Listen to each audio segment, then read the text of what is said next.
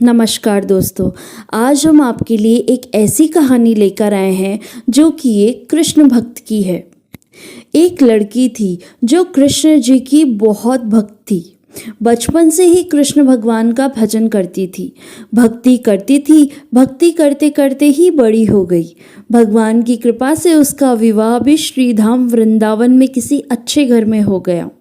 विवाह होकर पहली बार वृंदावन गई, पर नई दुल्हन होने से कहीं जा न सकी और मायके चली गई। और वह दिन भी आया जब उसका पति उसे उसके मायके से लेकर आया। अपने पति के साथ फिर वृंदावन पहुंच गई। पहुंचते पहुंचते उसे शाम हो गई। पति वृंदावन में यमुना किनारे रुककर कहने लगा, देखो शाम का समय है, मैं यमुना जी में स्नान करके अभी आता हूँ। तुम इस पेड़ के नीचे बैठ जाओ और सामान की देखरेख करना। मैं थोड़े ही समय में आ जाऊँगा, यही सामने ही हूँ। कुछ लगे तो मुझे आवाज़ दे देना। इतना कहकर पति चला गया और लड़की वहीं बैठ गई। अब एक हाथ लंबा घूंघट निकाल रखा था, क्योंकि गांव है, ससुराल है, और वहीं बैठ गई। मन ही मन विचार करने लगी कि देखो ठाकुर जी की कितनी अच्छी कृपा है मुझ पर। उन्हें मैंने बचपन से भजा है। उन्हीं की कृपा से मेरा विवाह श्रीधाम वृंदावन में हो गया। मैं इतने वर्षों से ठाकुर जी को मानती हूँ, परंतु अब तक उनसे कोई रिश्ता नहीं जोड़ा। फिर सोचती है, ठाकुर जी की उम्र क्या होगी? लगभग 16 वर्ष के होंगे। मेरे पति 20 वर्ष के हैं, उनसे थोड़े से छोटे हैं, इसलिए मेरे पति के छोटे भाई की तरह हुए और मेरे देवर की तरह। तो आज से ठाकुर जी मेरे देवर हुए। अब तो ठाकुर जी से नया संबंध जोड़कर बड़ी प्रसन्न हुई और मन ही मन ठाकुर जी से कहने लगी, देखो ठाकुर जी, आज से मैं तुम्हारी भाभी हूँ और तुम मेरे देवर हो गए। अब वो समय आएगा जब तुम मुझे भाभी भाभी कहकर पुकारोगे। इतना सोच ही रही थी, तभी एक 10 से 15 वर्ष का बालक आया और उस लड़की से बोला, भाभी भाभी। लड़की अचानक अपने भाव से बाहर आई और सोचने लगी, वृंदावन में मैं तो नई हूँ, ये भाभी भाभी कहकर कौन बुलाने लगा। नई थी इसलिए घूंघट उठाकर नहीं देख सकती कि गांव के किसी बड़े बूढ़े ने देख लिया तो बड़ी बदनामी होगी। अब वह बालक बार बार कहता, पर वह उत्तर न देती। बालक पास आया और बोला, भाभी तनिक अपना चेहरा तो दिखाई दे।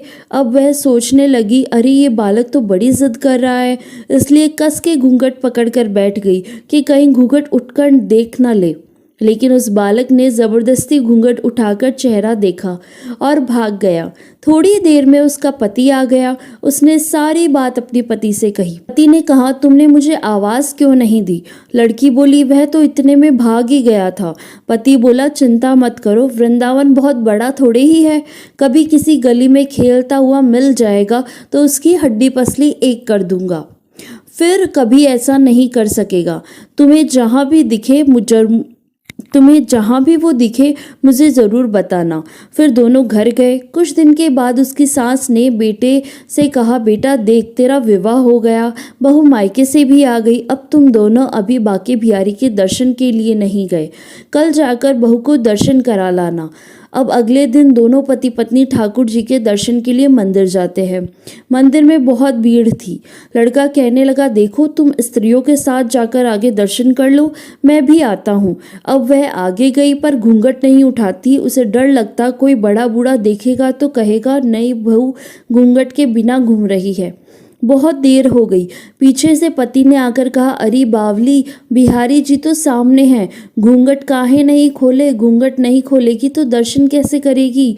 अब उसने अपना घूंघट उठाया और जो बांके बिहारी जी की ओर देखा तो बांके बिहारी जी की जगह वही बालक मुस्कुराता हुआ दिखा, तो एकदम से चिल्लाने लगी, सुनिए, जल्दी आओ जल्दी आओ। पति पीछे से भागा भागा आया और बोला, क्या हुआ? लड़की बोली, उस दिन जो मुझे भाभी भाभी कहकर भागा था वह बालक मिल गया। पति ने कहा, कहाँ है? उसे अभी देखता हूँ। तो ठाकुर जी की ओर इशारा करके बोली, ये रहा आपके सामने।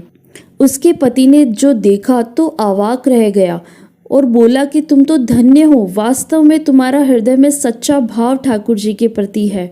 मैं इतने वर्षों से वृंदावन में हूँ, मुझे आज तक उनके दर्शन नहीं हुए, और तेरा भाव इतना उच्च है कि बिहारी जी ने तुझे दर्शन दिए।